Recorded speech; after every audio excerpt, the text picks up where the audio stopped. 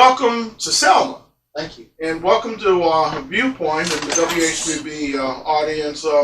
Is this your first time in Selma? Absolutely not. I've been to Selma several times over my 13-year career with rural development. We've done a lot of work in Selma and in Dallas County and in the area of Selma. Yes. So you've been with the USDA for 13 years? I have. And so now you're acting director. I'm acting state director. Wow, how does that feel? What is that like? Well, it's the hardest unpaid job I've ever had, but it's fun. Where are you from originally? I was born in Lowndes County in Logan, Alabama, which is famous for the location of Bates Turkey Farm, if you're familiar with yes, that. Sir. Yes, sir. I grew up right there, went to school there for about the first 2 years. And then my family and I moved to a family farm in Crenshaw County, Alabama, and I finished school in Crenshaw and graduated there and went on to Auburn University. What high school were you at? Highland Home Flying Squadron. I played against south side of Selma a couple of times during my high school career. Football, basketball? Oh, really? You played football, huh? Yeah. What was your position? Well, I was fullback on offense and safety on defense. I played both? I snapped on the punts, and I returned punts and kickoffs. Golly. So, it sounds like you grew up in a rural environment. Absolutely. You know, we were talking before we started the program, and you said something about an outhouse. Yeah. You know what an outhouse is? I know what an outhouse is. But you're a long way from an outhouse now, huh? Well, it's not a problem to go back there if we had to. But yeah, I'm a long way from there now. We have that porcelain fixture at our house now. Does that help you? Has your background helped you in your role with the USDA? Absolutely. Being born and raised in the part of the rural Alabama that's probably been some of the poorest conditions. We were poor when I was a young man, but we didn't know we were poor. So it has helped tremendously. I understand what people in rural Alabama go through. I still live in rural Alabama.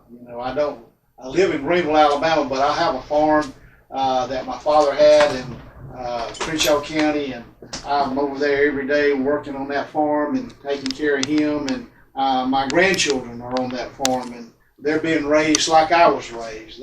They have to work on the farm. Even at 6 years old, we got them out there working and understanding what hard work is, and that you get what you work for. And if they when they get 16, it's not automatic they're gonna get a car. They may make enough money they can buy them a clunker like I had. Work on it 5 days a week, drive it on Friday and Saturday night. Two things, and before I forget, I had the pleasure of meeting some farmers that are in Dallas County, but some of them are concerned that the next generation and their children are not necessarily interested in being farmers. Are you running into that as a problem? Absolutely, I do. I ran into that when I was a senior in high school. I graduated from high school one night. The next day, I packed up and moved to Auburn and went to school. My thing was, you worked me to death on this farm, Daddy. I'm going to get out of here, get me a paying job somewhere where they got air conditioning and heat and it don't rain. Well, some 30 years later, here I am now running that farm, doing the work all by myself mostly when my grandchildren are in school, and they're getting to the age they can actually start helping. I'm teaching 2 of them to drive farm trucks now. So, yeah, I see it becoming a problem. I was a vocational agricultural teacher for 5 years in a very highly successful farming community where you had, you may have 1,000 acres in one field. Had center pivot irrigation. They grow 250 bushels an acre of corn, 3 tons to the acre on peanuts, grow 3 bales of cotton to the acre. It was a huge operation. What I grew up thinking was farming wasn't farming. We plowed mules. They drove tractors that can plant 8, 10, 20 rows at a time now. State of the art, huh? State of the art. So we have come a long way. And I think those changes may save some of these young people who want to stay in farming in those areas. In the areas where we don't have the big farms, where the family farm exists, I worry about it. Mm-hmm. Now, you said that when you came up, you didn't know you were poor. What do you mean by that? Why didn't you know you were poor? Well, we didn't have telephones. We didn't have hot and cold water. We didn't have hot water. We did. I remember, having heat in the house when I was in elementary school. We came from a wood stove in my mother and daddy's bedroom. That was the only heat we had. And so, but there were people who lived around me, rode the school bus with me, friends that I played with that had a whole lot less. So we didn't know we were poor. I thought we were pretty well off, without telephones, without hot water, when you turn on the faucet, and without some kind of heating and cooling in the house other than a stove and the windows open at night in the summertime so you could try to go to sleep when it was 95 degrees outside. So, but I thought we had it made because I had friends that got on the school bus with me, didn't have shoes for the winter time. It was tough for them. So I thought I had it made. Does family probably did? Does family have anything to do with you not knowing you were poor? Also, in terms of the love that your parents gave you, does that figure Absolutely. in? My mom and daddy loved me. We had a big family. I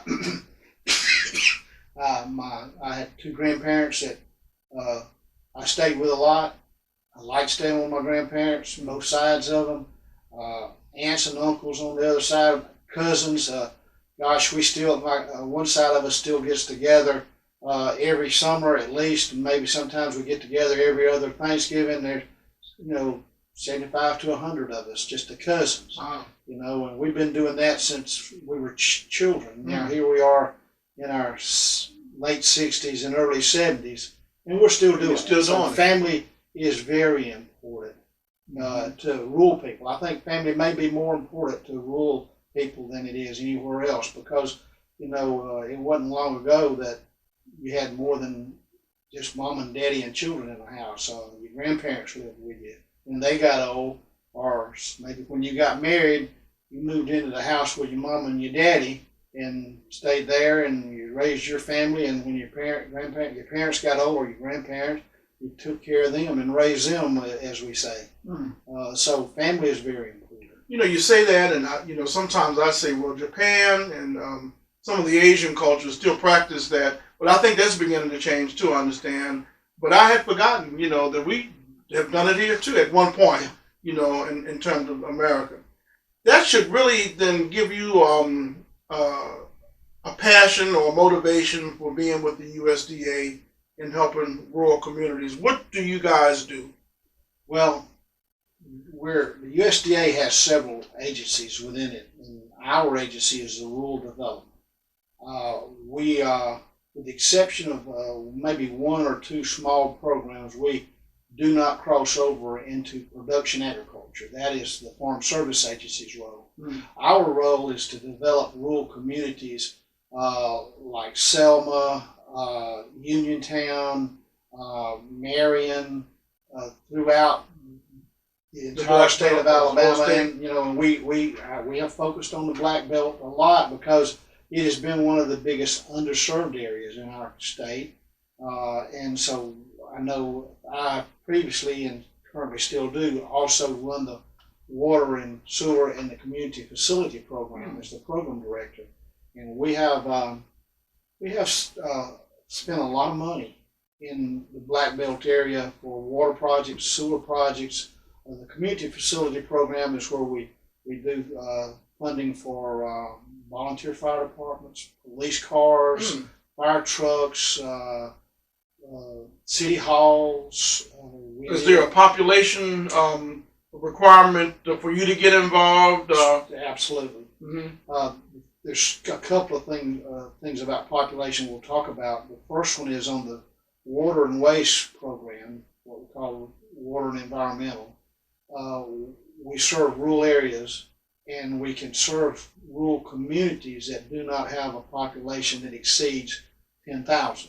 Hmm. For example, under the water and waste program, the city of Selma would not qualify because I believe they're about 18, Almost 19,000. 20,000. Yeah. Right. So, but we can serve the area outside Selma.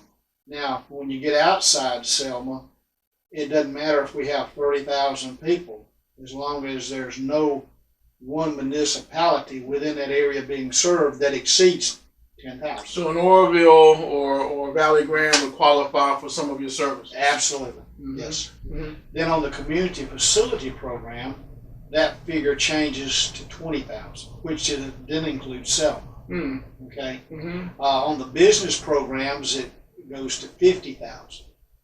Up to 50,000. Up to 50,000. So you can, if you're 50,000 and below, Yeah. you can take advantage of the economic programs you have That we have in the business program. and the business programs. Now there is one exception, and we have those numbers I just talked to you about are in regard to the direct loan and grant program. We also have a new program that's new. It's been modified. It's not new, but it's been newly modified. Is the guarantee program. Now I can go up to 50,000 population, both on the water and waste and the community facilities, doing a guarantee loan, and that's where a bank says we'll make you the loan. Maybe City of Selma will make you the loan to improve your water and our sewer system. Mm. But it's going to be really weak. You know, maybe there's repayments tied, or maybe the terms they will offer you are not acceptable. Most banks don't want to loan you money for more than 4 or 5 years. When you borrow $20, $30 million, you don't want to have to pay it back in 4 or 5 years. You want to go 30, 40 years, or the life of the collateral, which water and sewer systems have a pretty good life. So the bank could come to us and say, listen, will you give us a guarantee on this loan? And we'll get paid. And that it'll get paid. And we will say, we can say yes, we'll look at it. Certainly we're not going to loan anybody any money or be a part of anybody loaning anybody money we know they can't pay back. So it's not a grant, it's a not loan. a grant. There's It's a a difference, loan, huh? yeah. Well, so for our audience, what's the difference between a grant and a loan? Well, my children understand a grant. They get grants. When they were growing up, I gave them grants. Now that they're grown, I give them loans. The difference between a loan and a grant is loans you have to pay back. Grants you don't, under typical circumstances. Now, if you had a grant and you sold the facility that had the grant within a short period of time, say in the 12-month period you sold that facility and it had a federal grant through our agency, and the people who bought it or the group or the entity that bought it did not qualify or was not eligible for that grant, that grant would have to be repaid. Okay. That's interesting. I didn't realize that. Yeah. So now, what is it that you are hoping to do in rural communities? I'm noticing there seems to have been a shift in focus for the federal government on trying to help rural communities that are struggling, and who can apply for these? Can an individual apply, or does it have to be a nonprofit entity or a city government, or how does that work? Well, it's going to depend on the program. The programs we just talked about, the water and waste program, the community facility program, those two programs are targeted to public bodies such as municipalities, small government, county commissions, nonprofits such as utility boards, water authorities, or most other nonprofits, and Native American tribes that are federally recognized, which in Alabama we have one, and that's the Fort Panda Creek Indians down in Atmore. Those are the entities that can apply for those services. On the business programs, then you can, for-profit businesses can apply for those services. Some of the business programs, rural farmers, we have a value-added program. We have a socially disadvantaged farmer program that we have funds, and we also have a Rural Energy for America program that production agricultural farmers and nonprofits can apply for. I had a client on some other things that I used to do, one of the black farmers, and unfortunately he passed away. But right before he passed away, he asked me to work with him on a project. In my memory, this was not that long ago, the USDA had created some sort of a program to help cultivate new farmers. Yeah. You know, and they would, but I think they had to be mentored by somebody that was already in farming, but they were looking to grow a whole new generation of farmers. Does that still exist? Well, I think that would be under the Farm Service Agency program. That I remember that they had a program years ago when I was teaching vocational agriculture called the New and Beginning Farmer Program. And I think that may be similar to what you're talking about. Right. But that would come through that agency. Okay. Now you deal with home ownership also? Yes, we do. Why is home ownership important to USDA? Well, it is the infrastructure where people live. If you don't, for example, I visited a county back in January. While we were there, we went and saw an industry. Cabinet making industry. He told me, this was during COVID, he said, you know, I could hire 500 people today if I had them. I said, what's holding you back? Housing. We have no place for people to live, so we can't get people to come here and work. If we had housing, whether it be apartments, some kind of multi-family housing, or single-family housing in subdivisions or rural housing. So housing is very important. It brings people to a community. They build a home, they rent an apartment or something in a complex, and then they establish roots, they raise their family here, and the economy continues to grow because those children stay here, they look for jobs, industry grows, tax base increases. We see it all throughout Alabama and rural Alabama, not just in the Black Belt, but all over. So retention is important. Housing, kids are graduating from high school. First thing they're going to do is the same thing I done when I graduated. They want to leave. They're going to pack up and leave, and it'll be 30 years before they come back. Because there's nothing for them in that community, or so they think. And they may be right. I've seen recently in the last 8 years or so, I've seen communities lose their school system. Maybe they had a school in the community, they lost it. Then they lost the little grocery store, and kids move away. We have to find ways to keep our young people in our rural communities. Housing is a necessity. The first thing a young man wants to do when he courts a lady, they decide to get married, settle down, have a family, is we got to have a place to live. And if there's no suitable housing around, they're going elsewhere. Now, do mobile homes figure into the housing equation, or is there a difference, or how does that work? It doesn't figure into our housing. Okay, our housing is going to be, what brick and mortar, stick-built homes. Okay, all right. And what programs do you guys have to help people looking to buy or build a home?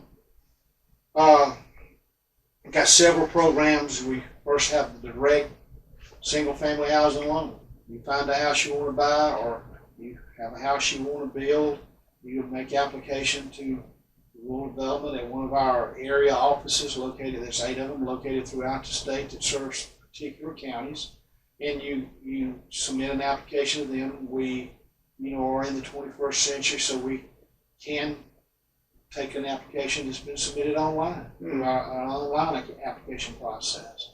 I do realize that in rural Alabama, that's not always the case, so we do take paper applications. We haven't outgrown that, and I don't think we ever will. So we have that program, and we have the single-family guaranteed housing. So now, financially, to qualify, are you designed to help people who are impoverished or under a certain income level? Yes. Okay, well, how much money can I not make? I don't know the answer to that, because I don't think that answer is set in stone. I think it depends on your application. What do you make? What size house do you want to buy? Where are you located?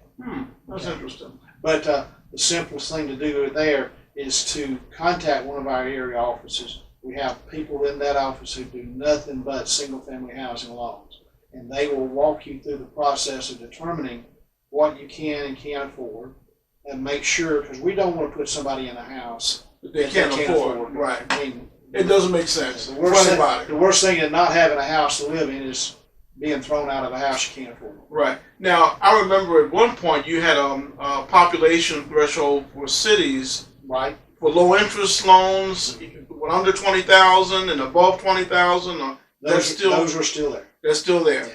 And so I know you did a lot of deals at one point in Dallas County. Yeah. Then it stopped because the population went over 20,000 in Selma, but I think we're back under 20. Well, I think before you got under 20, we got an exception for the city of Selma. I think we've been doing single-family housing loans in Selma for a few years now, but I do remember maybe 5 years ago, we talked to the mayor at that time about the population, and we did some research and found out that the population, as of that time, had dropped just a tad below 20,000. Mm-hmm. Okay, now you said also you have a guaranteed home loan program. What is that? That's a program for people who are maybe a little step up in income level. Affluent, middle class. They're still low to moderate income people. The working poor. Working people like you and I, okay? And we have realtors and banks, have a lot of banks who work through mortgage companies or have their own mortgage company, and they provide, they take applications, realtors help take applications and send them to us for this program. And we finance those, we do guaranteed loans for those.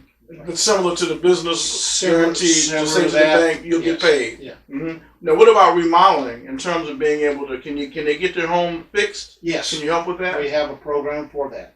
So what does that involve? Well, just simply make an application again.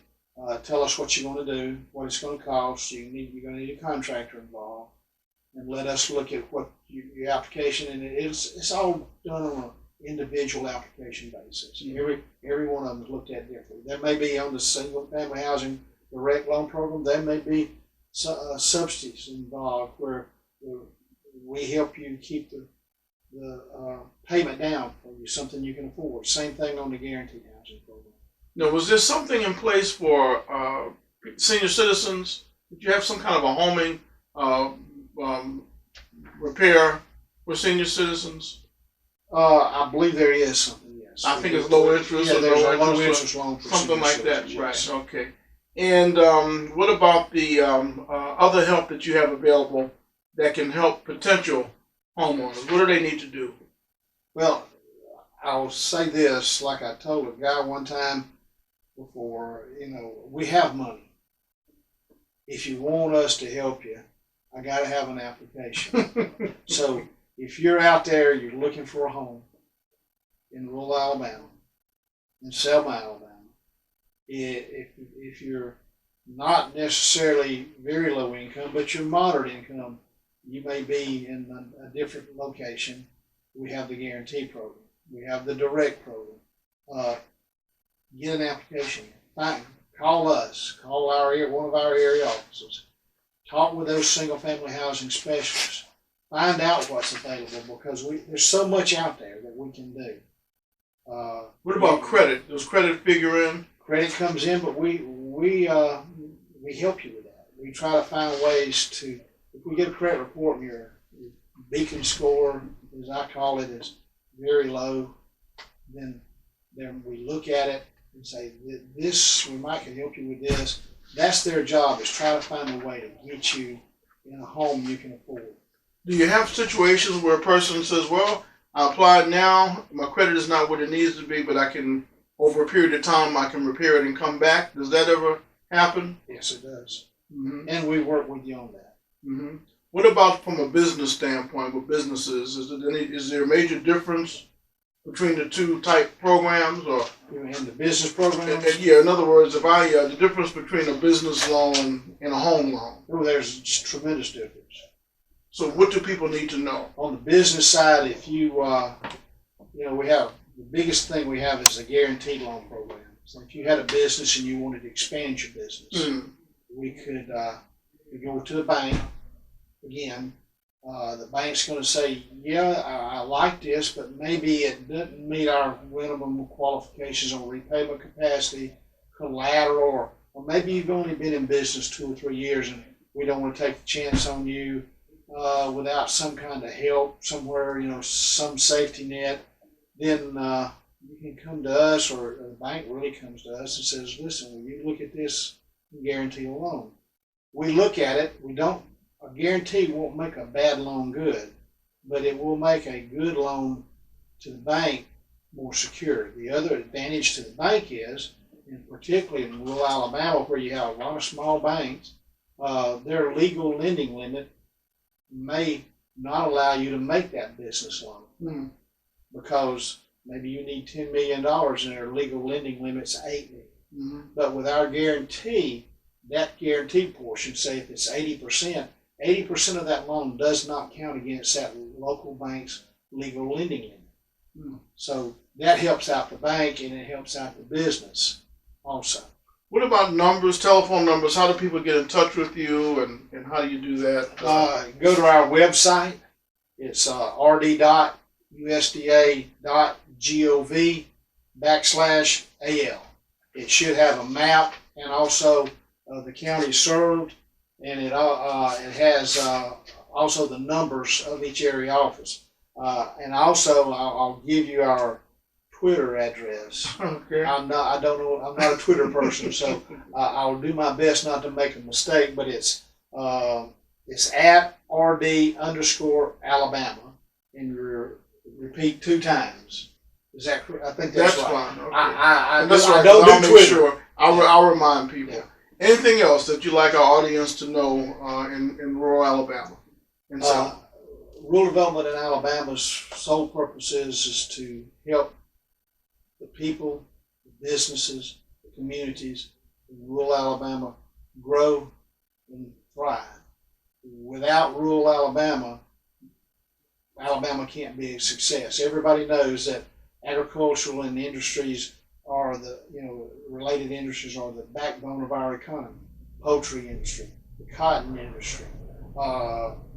We have all these little communities that's been in the business with the automobile industry now. They put all the tier 1 and tier 2 plants in these small communities, and now we have all these kind of jobs. We need roads, we need infrastructure. Everybody deserves safe, clean drinking water and sanitary sewer at a reasonable cost. We need our city leaders to have the equipment they need to protect the property and the people in our rural communities just like they do in the big cities. We need fire trucks, we need police cars, they need garbage trucks. And you can do all of that. We can do all of that. We bought recently, through one of our programs, we put I think $125,000 into the town of Forkland. We bought a grapple hook to go on the back of a backhoe and chainsaws. What about being able to tar roads? We can tar roads too. What? Yes. Oh man, I'll tell you the truth. Oh, anyway, We're working with I believe Perry County right now to do some work. 2-3 years ago, Perry County had a big flood, washed out some roads. We're working with them to help with that, and we're doing some improvement on some roads in some other areas. Okay, all right. Well, I want to thank you for coming in, and hopefully, this doesn't have to be our last program. Absolutely not. We'd like for you to come back, and if there's something I've forgotten to go over, that we'll go over the next time. Well, I'll mention one thing. You and I met recently at a deal we put money in. Oh, that's at the St. James. St. James. Yes, sir. Rural Development put money into St. James to help that historic, beautiful place open back up. And we certainly hope it continues to prosper and grow and help the city of Selma. Oh, it's already an asset. Yeah, it's already an asset. And we're working with. I think you were at when we worked with Judge Armstrong. Yes, sir. The program over there. Yes, sir. So we're putting money in a lot of places to help rural Alabama. What about minority-owned businesses and minority home ownership? I mean, is it a priority? Do people need to say, well, I don't even need to apply, or how does that work? Yeah, you need to apply. we, we want to make sure everybody has the opportunity to have all of the services we provide. Race, skin color, the language you speak, where you go to church, that doesn't matter to me. I see people, and that's all we see, and we try to provide services where those services are needed. We do target certain areas because they are underserved.